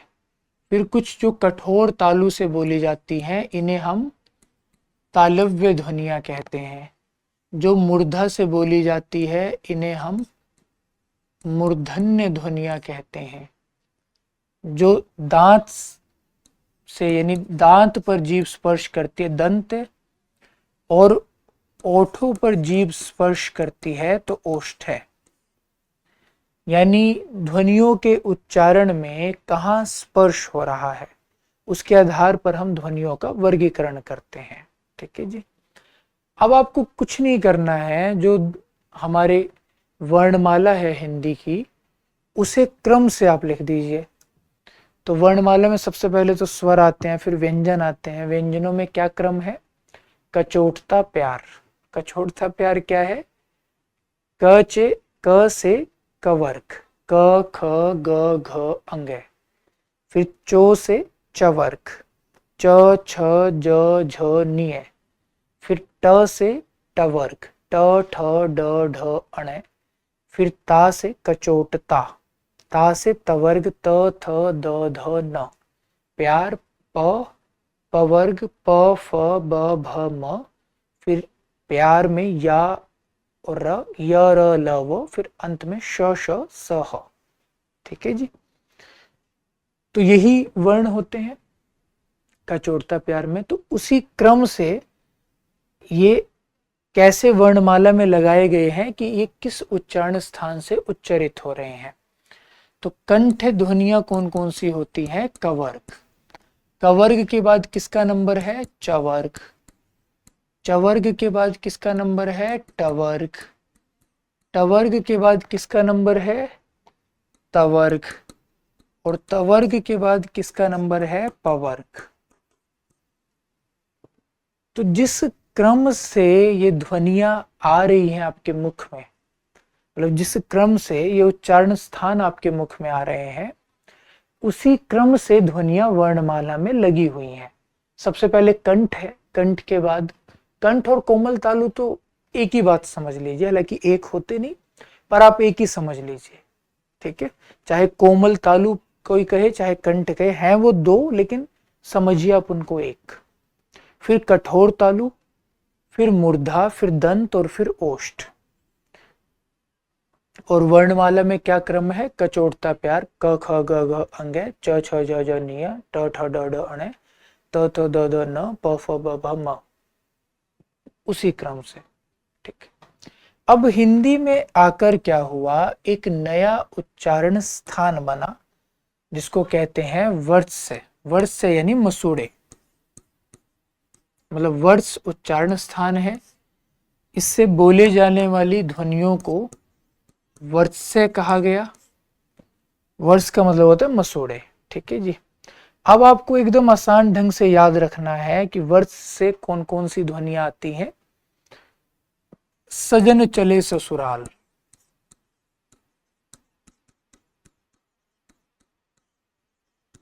सजन चले ससुराल यानी स, ज, न, र और ल, ठीक है जी।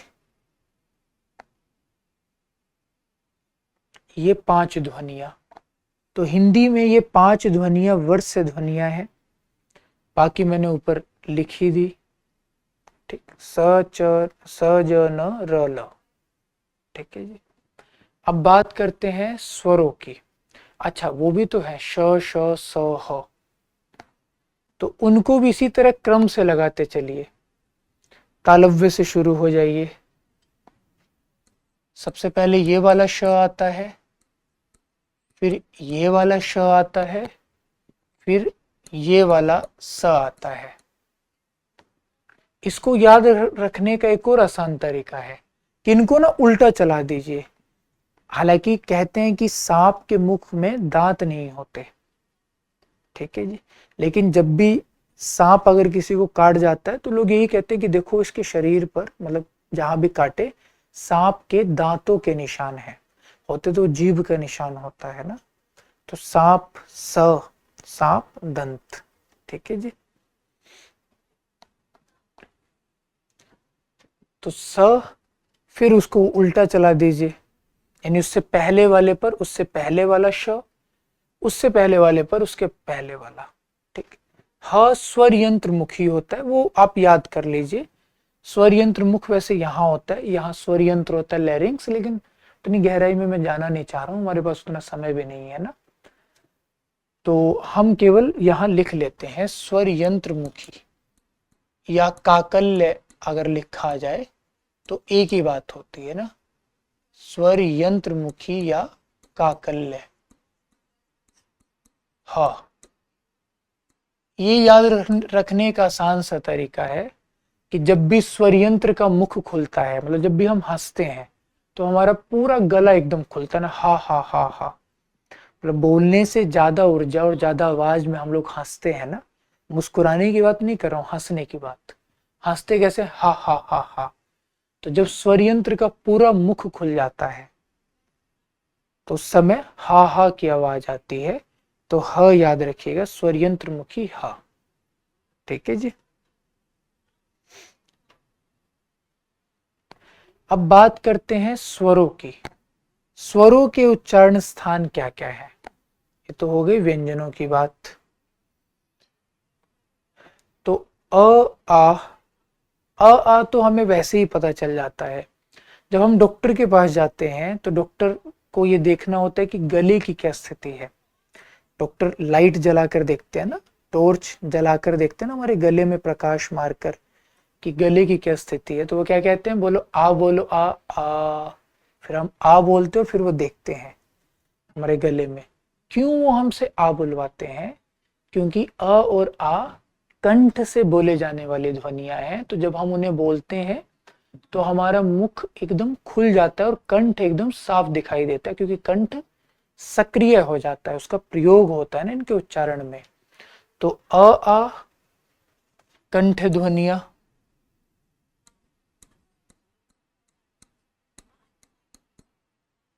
अ आ, ठीक है जी।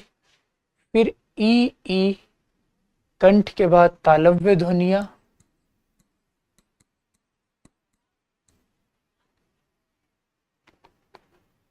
फिर ओ आ ई उ। अब उ बोल के देखिए, आपको समझ आ जाएगा कहां से बोली जा रही है। अ आ ई आ में महसूस होता है, लेकिन ई में पता नहीं चलता, क्योंकि भीतर वाला जो भाग है यहाँ इतनी सूक्ष्म और इतनी त्वरित अभिक्रियाएं होती हैं कि हमें वो ऐसे नहीं पता चलती, वो मशीनों वगैरह में पता चल सकती हैं कि कहाँ से हम बोल रहे हैं। लेकिन ऊ में हमें पता चल जाता है कि हम अपने ओठों का इस्तेमाल कर रहे हैं। तो ऊ, ठीक है जी। आ ई उ, ठीक। फिर री होती है मूर्धन्य ध्वनि। अब ये कैसे याद रखते हैं कि री मूर्धन्य ध्वनि है? इसे याद रखने का एकदम आसान सा तरीका है। री क्या है, कैसे हम बोलते हैं? र धन ई, ऐसे ही री का उच्चारण करते हैं ना। र का उच्चारण स्थान क्या है? वर्ष, मसूड़े। और ई का उच्चारण स्थान क्या है? तालव्य, तालु। इन दोनों के बीच में, अब री बोल रहे हैं, इन दोनों के बीच की ध्वनि र और ई, इन दोनों के बीच में क्या है? मूर्धा। तो री मूर्धन्य। अब कौन कौन सी ध्वनियां बची? अ आ ई उ ए आई ओ औ। पीछे हमने चर्चा की थी कि ए कैसे बनता है? अ धन ई के योग से। आई कैसे बनता है? अ धन ए के योग से। ओ कैसे बनता है? अ धन उ के योग से। औ कैसे बनता है? अ धन ओ के योग से। ठीक है जी, इसलिए तो इन्हें संयुक्त स्वर कहते हैं। अ और ई के योग से ए, अ और ए के योग से ए, अ और उ के योग से ओ, अ और ओ के योग से औ। ठीक है जी। अब जैसे कक्षा में तो हम बहुत विस्तार से बात करते हैं कि कैसे बनता है, ये क्या प्रक्रिया है, कैसे आसानी से याद रख सकते हैं, पर यहाँ तो मतलब यही मतलब है ना इस कोर्स का भी, कि हम बहुत संक्षेप में बात करें चीज़ों पर। तो उतने विस्तार में मैं किसी भी चीज़ में जाऊंगा नहीं, और मैं जाने से सायास बच रहा हूँ, क्योंकि शिक्षक की तो आदत होती है कि वो विस्तार में ही जाना पसंद करता है, कि उसको लगता नहीं कि ये सारी चीज़ें पढ़ी है तो मैं बता भी दूँ, और बताने में अच्छा भी लगता है। लेकिन खैर, इसमें तो हमें रुकना पड़ेगा। तो अब देखिए, ए, अ और ई के योग से अ का उच्चारण स्थान क्या है? कंठ। ई का उच्चारण स्थान क्या है? तालु। तो ई और ये दोनों ध्वनियां क्या हो गई? कंठ तालव्य। यानी उन दोनों के योग से एक नया वर्ग बनता है, कंठ तालव्य। फिर अ और उ कंठोष्ठ है। कंठ और ओष्ठ्य के मेल से बना कंठोष्ठ है। ठीक है जी, तो कंठ तालव्य कंठोष्ठ है। ठीक है जी।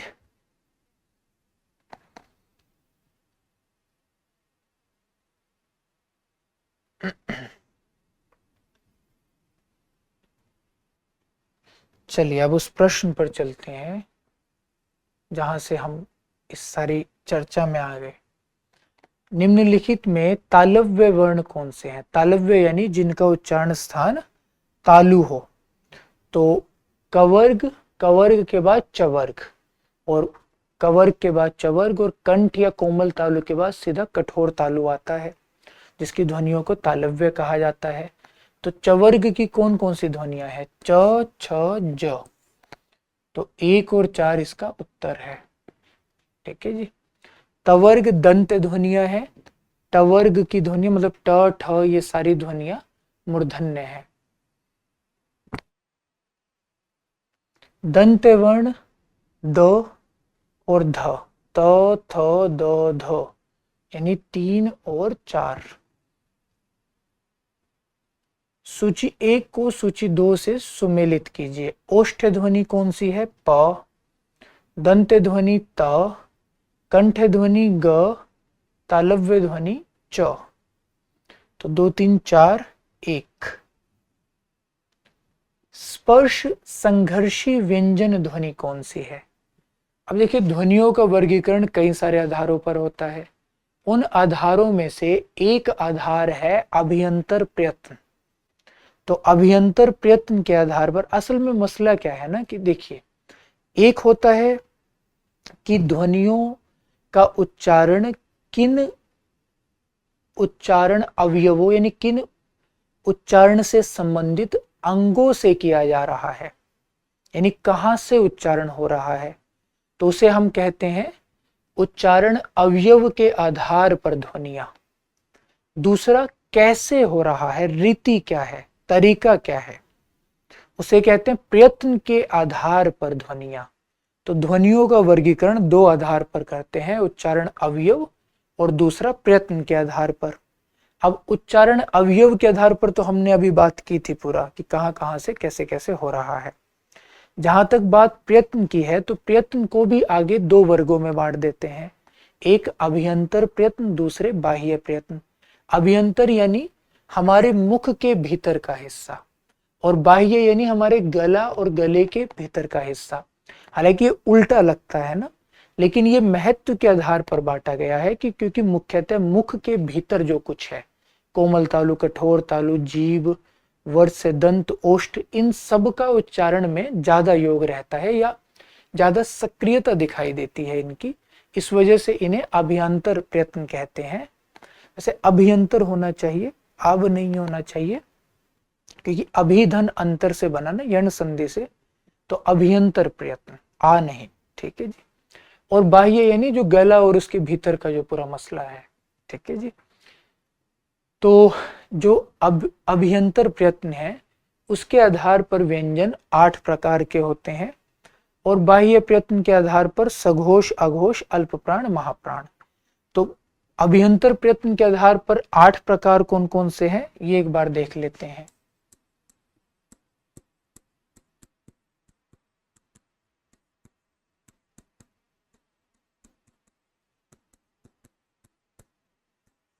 अभियंतर प्रयत्न के आधार पर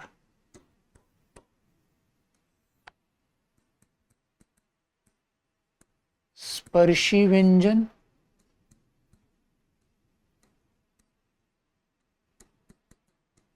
स्पर्श संघर्षी व्यंजन, फिर अंतस्थ,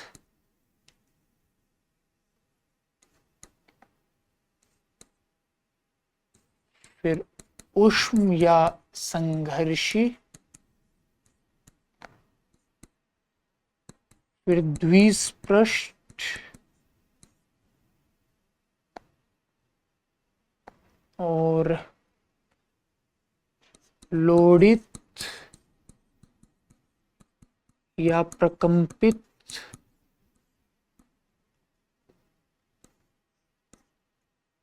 और पार्श्विक। ठीक है जी। तो कितने भेद हुए? 7 ना। और एक और कोई होता है, संभवतः वो भी ध्यान आ जाएगा जब बात करेंगे। ठीक है जी। तो स्पर्शी व्यंजन यानी जिनमें हमारे मुख विवर के भीतर कुछ स्पर्श हो रहा हो, बोलने में कोई 2 उच्चारण अवयव एक दूसरे का स्पर्श कर रहे हो, मुख्यतः जीभ करती है। तो पहले माना जाता था कि 25 के 25 यानी 5 वर्ग, क से प वर्ग स्पर्शी व्यंजन है। लेकिन अब कुछ भाषाविद मानते हैं कि चवर्ग नहीं है, बाकी सारे हैं। ठीक है जी। यानी पहले तो ये मानते थे कि जो पहले 25 है, क ख मतलब पूरे 5-5 के जो 5 सेट है, कवर्ग, चवर्ग, टवर्ग, तवर्ग, पवर्ग, ये 25 के 25 स्पर्शी व्यंजन है। ठीक है जी। अब ये कहते हैं कि नहीं, चवर्ग को छोड़ दो, बाकी सारे स्पर्शी हैं। जो लोग बहुत चैं चैं करते हैं उनसे संघर्ष होने की ज्यादा संभावना रहती है ना, लेकिन वो आपके नजदीक के होने चाहिए तभी संघर्ष होता है, वरना नहीं होता। तो स्पर्श संघर्षी कौन से है? चवर्ग। तो अब ये नया वर्ग बना दिया, हालांकि अभी भी ज्यादातर भाषाविद इसे खारिज कर रहे हैं। च छ ज झ अया, ठीक है, निया। तो इसने इन्होंने पूछा स्पर्श संघर्षी ध्वनि कौन सी है, तो इनमें से झ, क्योंकि ये चवर्ग की ध्वनि है ना। ठीक है जी। अंतस्थ यानी जो भीतर स्थित हो, यानी जो आधि स्वर आधि व्यंजन हो उसे अंतस्थ कहते हैं। जो ना तो पूरी तरह स्वर है ना व्यंजन है, उनके बीच की है, तो य र ल व इन्हें अंतस्थ कहते हैं। उष्म या संघर्षी, जिनके बोलने में उष्मा पैदा हो, संघर्ष हो बहुत ज्यादा उच्चारण अवयवों का, श श स ह। स्कूल में भी आपने पढ़ा होगा कि पहले 25 को स्पर्शी व्यंजन कहते थे, य र ल व को अंतस्थ और श श श ह को उष्मी। हमें ये नहीं पता होता था कि इसका मतलब क्या, लेकिन हमें ये पता होता था कि ये वाले व्यंजन ये है। द्विस्पृष्ट, जिनमें जीभ 2 बार स्पर्श करती हो, तो अड़े और अढ़, इन्हें द्विस्पृष्ट व्यंजन कहते हैं। लोडित, प्रकंपित या उत्क्षिप्त, यानी जिनमें जीभ झटका मारती हो एकदम। ठीक है जी।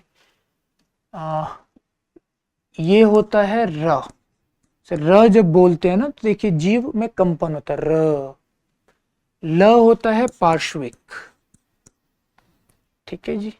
अब ये दो अलग क्यों बने? पार्श्विक, पार्श्व कहते हैं जैसे पार्श्व गायन, बैकग्राउंड सिंगिंग। बैकग्राउंड सिंगिंग यानी स्टेज पर तो हमें नायक या नायिका दिखते हैं, फिल्म में तो बचपन में हम सबको लगता था ना कि एक्टर या एक्ट्रेस ही गाते हैं। बाद में पता चला कि गाता तो गायक या गायिका है, वो तो केवल अभिनय करते हैं, और उनके इस काम को पार्श्व गायन कहा जाता है कि पर्दे के पीछे गाते हैं, यानी उनका चेहरा पर्दे पर यानी स्क्रीन पर नहीं आता। ठीक है जी। तो पार्श्व गायन में सबसे बड़ा नाम भारत में किसका हुआ? लता मंगेशकर। ल से ध्यान रहेगा, पार्श्विक। तो इन दोनों को ना अर्ध व्यंजन भी कहते हैं।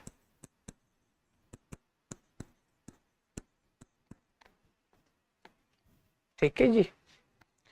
और हिंदी में र और ल को यहां से हटा दिया गया। संस्कृत में तो इन्हें अंतस्थ कहते थे, अंतस्थ को अर्ध स्वर भी कहा जाता है, लेकिन हिंदी में र और ल को अर्ध स्वरों से हटा दिया गया। इनके अलग भेद किए गए, लोडित या प्रकंपित र और पार्श्विक ल, और इन्हें अर्ध व्यंजन कहा गया। ठीक है जी। और इसका 8वां होता है अनुनासिक, या जिसको हम पंचमाक्षर भी कहते हैं। तो हर वर्ग का जो 5वां वो है वो अनुनासिक ध्वनि होती है। जैसे क ख ग घ अंगे, फिर च छ ज ज निया, फिर ट ठ ड ड अणे, फिर त थ द द न, फिर प फ ब ब म। तो ये जो पांचवा वर्ण है, अंगे, निया, अणे, न और म, ये पंचमाक्षरी अनुनासिक ध्वनियां हैं। ठीक है जी।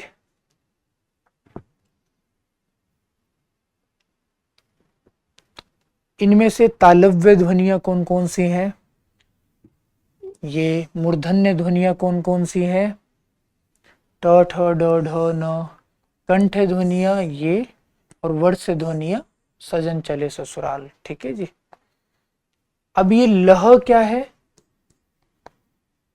ये भाषाविदों ने कहा कि कुछ नई ध्वनियां भी हिंदी में प्रयोग हो रही हैं, जिन्हें महाप्राणीकृत रूप कहा गया। ये कौन कौन सी है? 4 है, न, र, म और ल। इनके महाप्राणीकृत रूप, न का नह, र का रल, म का मह और ल का लह। ठीक है जी। तो जो इनके उच्चारण स्थान है वही इनके, इससे ज्यादा इनके बारे में समझने की आपको जरूरत नहीं है। ठीक है जी।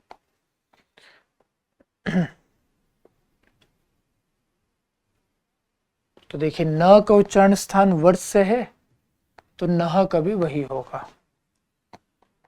आगे अनुनासिक व्यंजन कितने हैं हिंदी में? 5 है, हर वर्ग का 5वां व्यंजन। महाप्राण, घोष, पार्श्विक, लोडित। पार्श्विक तो ल है, हमें पता है। लोडित या प्रकंपित र है। अब घोष या महाप्राण क्या है? जो बाह्य प्रयत्न है उसके आधार पर ध्वनियों को मुख्यतः 4 भेदों में बांट देते हैं। अल्पप्राण, महाप्राण, घोष जिसे सघोष भी कहते हैं, और अघोष। अल्पप्राण महाप्राण क्या है? प्राण यानी वायु, किस ध्वनि के उच्चारण में कितनी वायु मुख से निकल रही है उसे, उसके आधार पर हम ध्वनियों को 2 वर्गों में बांटते हैं, अल्पप्राण और महाप्राण। जब ध्वनियों के उच्चारण में कम वायु मुख से निकल रही हो उसे अल्पप्राण कहते हैं, जब ज्यादा वायु मुख से निकल रही हो उसे महाप्राण कहते हैं। अल्प यानी कम, महा यानी ज्यादा। तो आप ऐसे बोल कर देख लीजिए, ठीक है जी। सभी स्वरों के उच्चारण में तो कम वायु निकलती है, बहुत हवा आपके मुंह उंगलियों पर लगेगी भी नहीं। अ आ ई उ री ए आई ओ औ, बहुत कम हवा लगती है। फिर क ख ग घ अंग है। आपने महसूस किया होगा क में कम हवा लगेगी, ख में ज्यादा, ग में कम, घ में ज्यादा, अंग में कम। यानी पहले में कम, दूसरे में ज्यादा, तीसरे में कम, चौथे में ज्यादा, पांचवें में कम।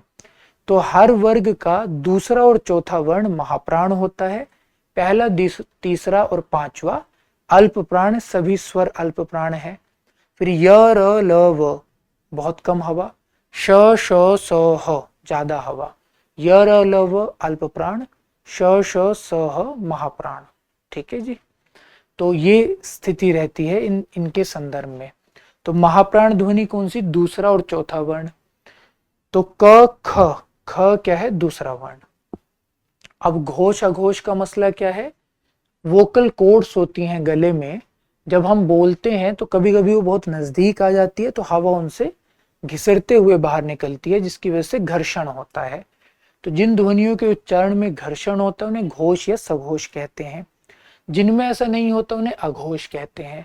हर वर्ग की पहली 2 ध्वनियां अघोष होती हैं, अंतिम 3 सघोष होती हैं, सभी स्वर सघोष होते हैं। तो ज, च छ ज, ज तीसरी ध्वनि है यानी घोष ध्वनि है। अर्ध संवृत स्वर कौन सा है? अब ये अर्ध संवृत का मसला क्या है? स्वर के जो हम भेद करते हैं ना, उनमें एक आधार, मैंने बताया था ना कि 10 आधार है, 2 तो आपको पता चल गया, हमने वहां पढ़े थे, 3 और आपको पता है कौन कौन से। एक, सभी स्वर अल्प प्राण है, सब के सब। सभी स्वर सघोष है, और सभी स्वर निर्नुनासिक है, यानी किसी भी स्वर के उच्चारण में हवा नाक से बाहर नहीं निकलती। ठीक है जी। तो ये 5 भेद हो गए। फिर एक छठा भेद उसमें होता है मुख के खुलने के आधार पर, मुख कितना खुल रहा है। ठीक है, जो जीभ का उत्थापित भाग क्या है, मतलब जीभ का कौन सा हिस्सा उठ रहा है। ठीक है जी। तो उस आधार पर हम संवृत, विवृत, अर्ध संवृत, अर्ध विवृत, इन 4 आधारों, मतलब इन 4 प्रकारों में स्वरों को बांट लेते हैं। संवृत लिख लेते हैं, संवृत,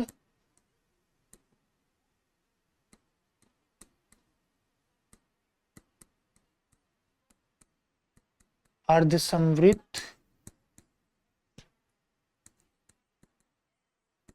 अर्ध विवृत और विवृत। संवृत यानी जिसमें मुख पूरी तरह बंद हो। संवृत, वृत्त कहते हैं गोले को, ऐसे याद रखिएगा, गोला पूरी तरह बंद होता है। तो सम यानी अच्छे से जो गोला हो, यानी पूरी तरह बंद, संवृत। इसलिए कहते हैं ना गोल गोल बातें मत करो, तो दिमाग को बंद कर देने वाली बातें जो समझ में ना आए। अर्ध संवृत जिसमें मुख लगभग बंद सा ही हो। अर्ध विवृत जिसमें मुख लगभग खुला सा हो, यानी ऐसे पूरी तरह बंद, फिर अर्ध संवृत, फिर अर्ध विवृत और फिर विवृत, पूरा खुला हुआ मुख। ठीक है जी। अच्छा, जब मुख पूरा खुलोगा तो जीभ एकदम नीचे होगी, क्योंकि मुख कब खुलेगा? जब मुख को या तो सांस को बाहर निकालने के लिए या कुछ खाने के लिए ज्यादा जगह चाहिए। तो जब ज्यादा जगह चाहिए तो जीभ बीच में होगी या जगह देगी? जीभ जगह देगी ना, तो जीभ एकदम नीचे होगी। तो विवृत में जीभ एकदम नीचे होती है, अर्ध विवृत में थोड़ी ऊपर, अर्ध संवृत में और थोड़ी ऊपर, और संवृत में एकदम ऊपर की ओर। ठीक है जी। तो जब भी हम कोई भी ऐसी चीज देखते हैं जिसे देखकर हमें बहुत घिन आती है, तो हम क्या करते हैं, एकदम मुंह बंद करेंगे, नाक भी बंद करेंगे, और क्या कहते हैं, उई छी, ऐसा कहते हैं ना, उई छी। तो ई ई उ उ संवृत यानी बंद, ये चारों ध्वनियां ई उ संवृत स्वर होते हैं। उई छी से याद रहेगा। फिर जब हमें किसी पर गुस्सा आता है तो हम ऐसे दांत पीसते हैं ना, और कहते हैं ओए तमीज में रहियो। तो ओए, ओ और ए। ठीक है जी। जब डॉक्टर को हमारा मुंह पूरी तरह खुलवाना होता है तो डॉक्टर हमसे क्या कहते हैं, आ बोलो, आ, है ना। तो आ यानी विवृत, और अन्य जो है वो अर्ध विवृत, अ, औ और ऐ। ठीक है जी। तो 10 के 10 हो गए ना। अब आपसे पूछा है अर्ध संवृत स्वर कौन से हैं, तो अर्ध संवृत स्वर कौन से होंगे इसमें से, देख लीजिए, ओ और ए, यानी सी इसका उत्तर है। मूर्धन्य ध्वनियां कौन कौन से, जो मूर्धा से उच्चारित होती है, ट ठ ड ढ अण। तो ट ठ ड, 2 3 5। अब आपको जोड़नी है प फ ब भ, कौन सी है, द्वोष्ठ यानी ओष्ठ से जो संबंधित है। द्व यानी दो, दोनों ओष्ठों से संबंधित है, अलग कुछ नहीं है, बस नाम ऐसा दे दिया कि विद्यार्थी उलझ जाए। न ल, अब ये इनके महाप्राणीकृत रूप है, तो सजन चले ससुराल वर्ष से ध्वनिया। क ख ग घ, कंठ या कोमल तालव्य एक ही बात है। च छ ज झ तालव्य। अब ये समास का प्रश्न है, तो तत्पुरुष, द्वंद्व, अव्ययीभाव और बहुव्रीहि समास। तो समास यानी जब जो अनावश्यक पद होते हैं उनका लोप हो जाता है, और जो अपेक्षाकृत अधिक महत्वपूर्ण पद होते हैं वो एक दूसरे के इतने नजदीक आते हैं कि एक दूसरे से मिल जाते हैं। तो इस प्रक्रिया को समास कहा जाता है। सम यानी अच्छे से, आस यानी निकट, कहते हैं ना ये चीज आसपास रखी होगी, नजदीक रखी होगी। तो अच्छे से पास पास आना, अच्छे से नजदीक आना, उसको समास कहते हैं। ठीक है जी। तो तत्पुरुष समास, द्वंद्व समास, अव्ययीभाव समास और बहुव्रीहि समास। तो तत्पुरुष समास क्या होते हैं, जब मतलब समास पर ना कल की कक्षा में चर्चा करते हैं, क्योंकि अब समय है नहीं, अगली कक्षा भी होनी है। तो हालांकि मैंने सोचा था कि आज की कक्षा में मैं बचा हुआ सब कुछ पढ़ा दूंगा, लेकिन ऐसा हो नहीं पाया। तो अगली जो कक्षा होगी उसमें हम समास से अपनी बात शुरू करेंगे। बहुत आसान है, बहुत ज्यादा मुश्किल कुछ नहीं है। तत्पुरुष जिसमें कारक चिन्हों का लोप हो जाए, अव्ययीभाव जिसमें अव्यय का भाव हो, यानी शब्दों में रूपांतरण ना हो पाए पदों में, द्वंद्व जिसमें दोनों पद बराबर हो, 1 और 2 बराबर। तो ये बहुत मुश्किल नहीं है, थोड़ा सा भी जटिल लग रहा होगा, हल्की सी बात करेंगे तो आप लोग समझ जाएंगे। तो चलिए अगली कक्षा में हम कोशिश करेंगे कि सारे प्रश्न निपट जाए हमारे, और इसके साथ साथ हम साहित्य इतिहास के प्रश्नों को भी कर लें, और समय बचा तो आदिकाल के भी प्रश्न शुरू कर दें। तो अगली कक्षा में मिलते हैं, तब तक के लिए बहुत बहुत शुक्रिया, धन्यवाद।